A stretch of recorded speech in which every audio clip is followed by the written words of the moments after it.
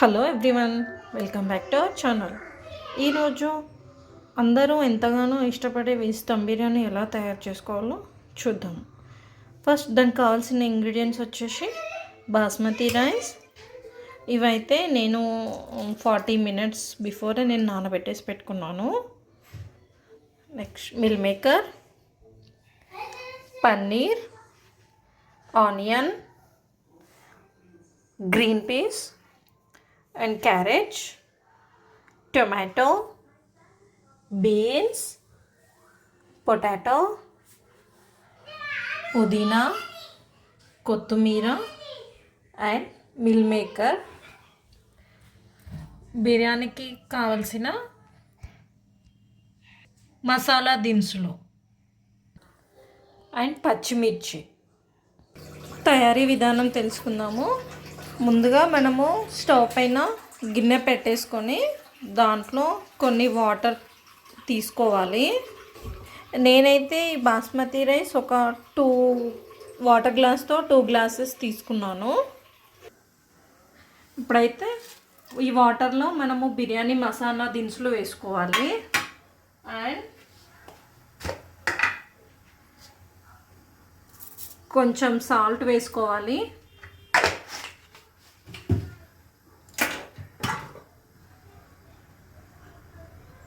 And oil కూడా వేసుకోవాలండి.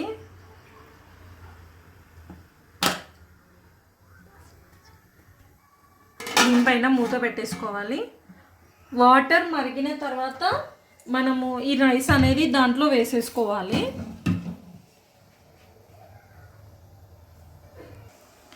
మనము ఆ వాటర్ బాయిల్ అయ్యేలోపు ఇటు సైడ్ ప్యాన్ పెట్టేసుకొని పన్నీర్ని ఫస్ట్ రోస్ట్ చేసుకుందాము.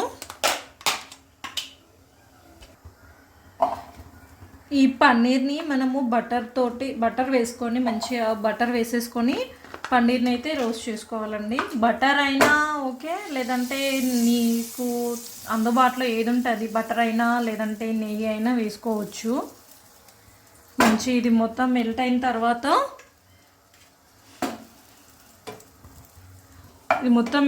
తర్వాత మనం పన్నీర్ని అయితే వేసుకొని మంచిగా రెడ్గా అయ్యేంత వరకు, బ్రౌనిష్ అయ్యేంత వరకు మనం వీటిని అయితే రోస్ట్ చేసుకోవాలి. అప్పుడే పన్నీర్ మంచి టేస్ట్ వస్తుందండి, క్రిస్పీగా బాగుంటుంది. చూడండి, ఇది మెల్ట్ అయిపోయింది. ఇప్పుడైతే పన్నీర్ని యాడ్ చేసేస్తున్నాము. నేనైతే వాటర్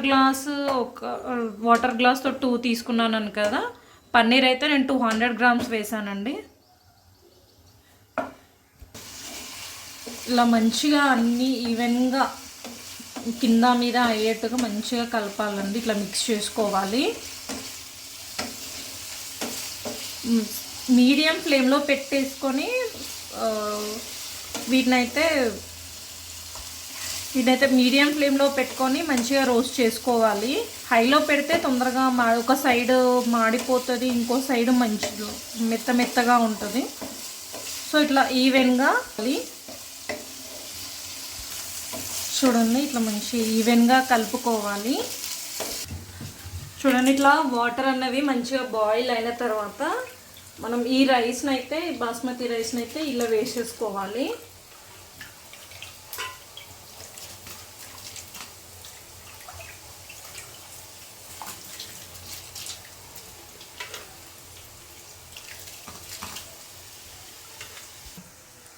మనము ఈ బిర్యానీ రైస్ని అయితే ఇలాంటి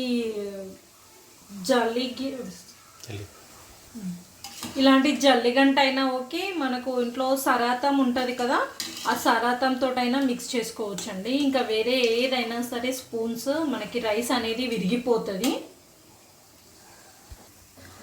అక్కడ రైస్ ఉడికేలోపు ఇదే చూడండి, మనకి పన్నీర్ అయితే మంచిగా రోస్ట్ అయిపోయినాయండి. దీన్ని ఒక వేరే ప్లేట్లోకి తీసేసుకుందాము. మనకైతే టైం వేస్ట్ కాకుండా అటు రైస్ ఉడికేలోపు మనం ఇటైతే పన్నీర్ అయిపోయాయి కదా. ఇప్పుడు నేను ఫ్రైడ్ ఆనియన్స్ చేసుకుంటున్నాను. ఈ రైస్ అయితే మనము 75% మంచిగా బాయిల్ అయ్యేంత వరకు మనము దీన్ని అయితే ఉడికించుకోవాలి. మంచిగా ఇట్లా ఈవెన్గా ఇట్లా కలుపుతూ ఉండాలి. అది కూడా ఇట్లా కార్నర్ నుండి పెట్టాలండి, మధ్యలోంచి పెడితే రైస్ అనేది విరిగిపోతుంది. ఇట్లా కార్నర్స్ నుంచి మాత్రమే కలపాలి, మధ్యలో మాత్రం పెట్టద్దు, రైస్ అనేది విరిగిపోతుంది. ఫ్రైడ్ ఆనియన్స్ అయితే రెడీ చేసుకుంటున్నామండి. నేనైతే ఆయిల్ వేసేసాను, దాంట్లోకి ఆనియన్స్ వేసేసుకొని హై ఫ్లేమ్లో పెట్టేసుకొని అయితే మనం వీటిని ఫ్రైడ్ ఆనియన్స్ చేసుకోవాలి.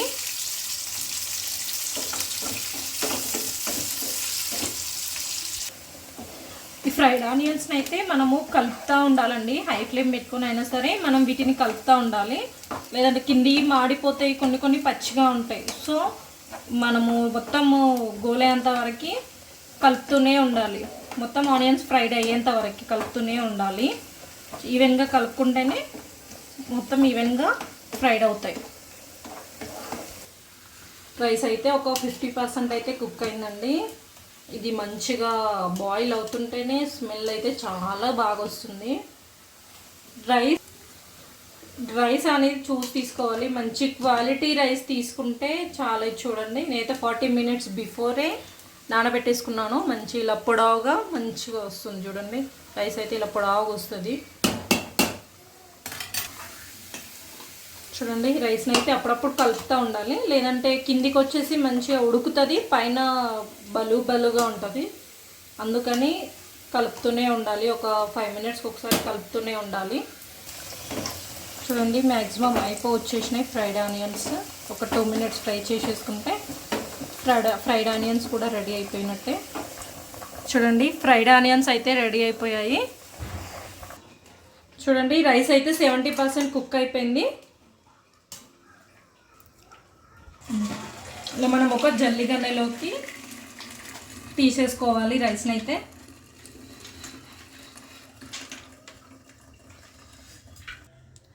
జాలి గిన్నెలోకి మొత్తం తీసేసుకొని వాటర్ అయితే మొత్తం ఇట్లా కిందికి వచ్చేసాయండి.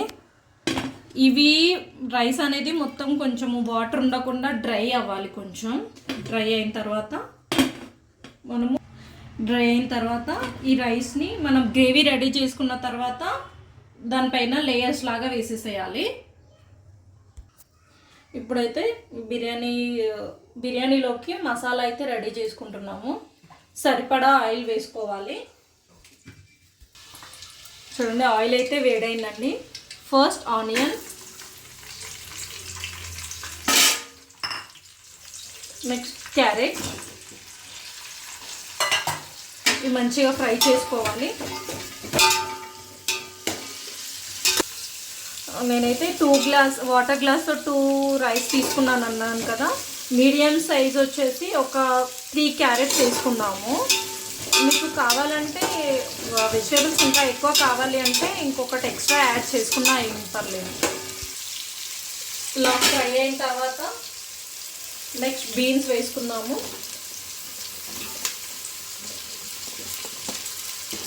నెక్స్ట్ పొటాటో, ఒక 3 చిల్లీస్ వేసుకుంటున్నానండి.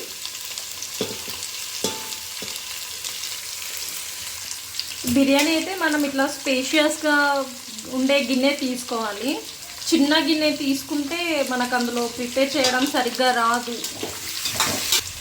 అవి ఫ్రై అయిన తర్వాత నెక్స్ట్ మిల్ మేకర్ వేసుకోవాలి.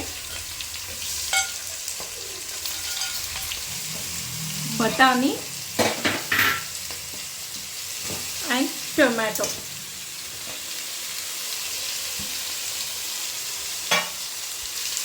నెక్స్ట్ కొంచెం పుదీనా వేసుకోవాలి. అన్ని వెజిటేబుల్స్ అయితే మంచిగా శుభ్రంగా వాష్ చేసుకున్న తర్వాతనే స్టార్ట్ చేయాలి.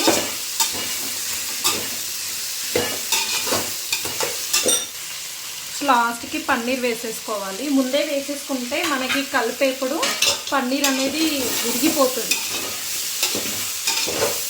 ముందు ఇట్లా కలిసేట్టుగా మంచిగా కలుపుకోవాలి. ఏదైనా సరే మనం సైడ్ నుండే కలుపుకోవాలి. దీంట్లోకి మనము బ్రెడ్ కూడా రోస్ట్ చేసుకొని యాడ్ చేసుకోవచ్చు. నెక్స్ట్ అల్లం వెల్లుల్లి కూడా వేసుకోవచ్చు అండి, అది మీ ఆప్షనల్. ఇప్పుడైతే సరిపడా సాల్ట్ మనము రైస్లోకి వేసుకున్నాం కదా, రైస్లోకి వేసుకున్నాం కాబట్టి కొంచెం ఈ మసాలాలోకి తక్కువనే వేసుకోవాలి. సరిపడా కారం,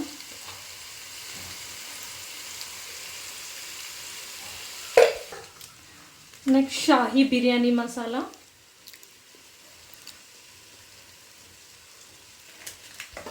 బిర్యానీ మసాలా వేసుకున్న తర్వాత మంచిగా కలుపుకోవాలి.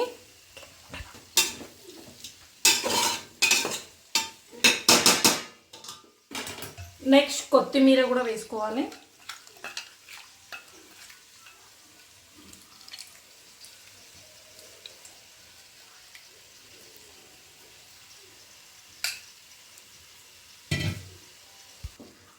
దీంట్లో పెరుగు కూడా వేసుకోవచ్చు, ఆప్షనల్. ఇవన్నీ వేసుకున్న తర్వాత కొన్ని వాటర్ అయితే యాడ్ చేసుకోవాలండి. మనము రైస్ని 70% ఉడికించుకున్నాం కదా, సో ఆ రైస్ ఉడకడాన్ని బట్టి ఇంకా ఎన్ని వాటర్ పడతాయో దాన్ని బట్టి మనం దీంట్లోనే వాటర్ పోసేసుకోవాలి. నేనైతే 1.5 గ్లాస్ ఆఫ్ వాటర్ పోసుకున్నాను. మంచి ఇట్లా మిక్స్ చేసుకోవాలి. వాటర్ యాడ్ చేసాం కదా, కొంచెం వేడెక్కిన తర్వాత మనం ఈ రైస్ అనేది దీనిపైన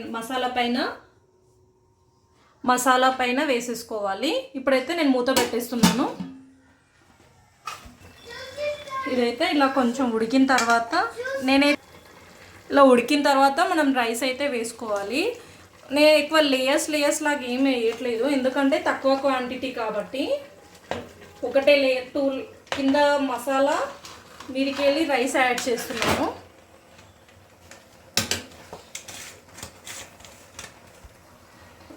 ఇలా మంచిగా లెవెల్గా చేసుకున్న తర్వాత దానిపైన పుదీనా,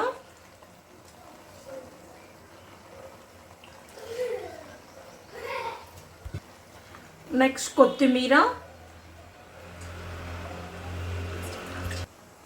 మనం ఆల్రెడీ ఫ్రైడ్ చేసి పెట్టుకున్నాం కదా, ఫ్రైడ్ ఆనియన్స్ కూడా పైన గార్నిష్ చేసేసేయాలి. కొంచెం బిర్యానీ మసాలా, మీకు ఎక్కువ దమ్ కావాలి అంటే మసాలాని మంచిగా ఎక్కువ యాడ్ చేసుకోవచ్చు. అండ్ కొంచెం బటర్ వేసుకోవాలి. బటర్ అయినా పర్లేదు, నెయ్యి వేసుకున్నా పర్లేదు. మీద బటర్ అనేది వేసుకుంటే మంచి టేస్ట్ వస్తుందండి. ఫైనల్గా బిర్యానీ కలర్ అండి, దీంట్లో వాటర్ యాడ్ చేసేసుకొని దీనిపైన బిర్యానీ పైన పోసేసుకోవాలి. మూత పెట్టేసుకొని దీనిపైన ఏదైనా వెయిట్ పెట్టాలి. దీనిపైన ఎందుకు వెయిట్ పెడతారంటే లోపల రైస్ మంచిగా ఉమ్మగిలుతుంది, బయటకి ఆవిరి రాకుండా ఉంటుంది. ఇలా లాస్ట్కి మనము చిన్నగా స్టవ్ అనేది చిన్నగా పెట్టుకొని ఉమ్మగిల్లో పెట్టుకోవాలి. ఒక 20 minutes తర్వాత అయితే నేను ఇది ఓపెన్ చేసి చూసుకున్నాను. ఒకసారి అయితే చూసుకున్నాము. ఇక్కడ సైడ్లోకి అయితే వాటర్ ఉన్నాయి కొన్ని, చూడండి. సో ఈ వాటర్ మొత్తము ఆ రైస్ మొత్తం వాటర్ మొత్తం పోయి మంచిగా రైస్ బాయిల్ అయ్యేంత వరకు పెట్టేసుకోవాలి. ఇంకా 15 minutesలో బిర్యానీ అనేది రెడీ అయిపోతుంది.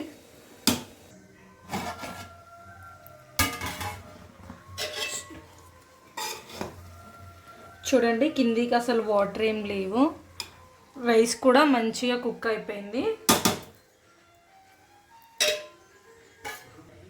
ఇప్పుడైతే మనం స్టవ్ ఆఫ్ చేసేసుకుందాం. స్టవ్ ఆఫ్ చేసుకున్న తర్వాత ఒక 15 minutes తర్వాతే మూత తీసేసేసుకుని సర్వ్ చేసేసుకోవాలి. అంతే, ఎంతో టేస్టీగా ఉండే వెజిటేబుల్ బిర్యానీ రెడీ. చూడండి, ఎంతో టేస్టీగా ఉండే బిర్యానీ రెడీ అయిపోయింది. ప్లేట్లోకి సర్వ్ చేసుకొని ఎంతో టేస్టీగా ఉండే దమ్ బిర్యానీ రెడీ అయిపోయింది. ఈ వీడియో మీకు నచ్చింది అనుకుంటున్నాను. వీడియో కనుక నచ్చినట్లయితే లైక్ చేయండి, షేర్ చేయండి, కామెంట్ చేయండి. మరిన్ని మంచి రెసిపీస్ కోసం మన ఛానల్ని సబ్స్క్రైబ్ చేయండి. Thank you, bye.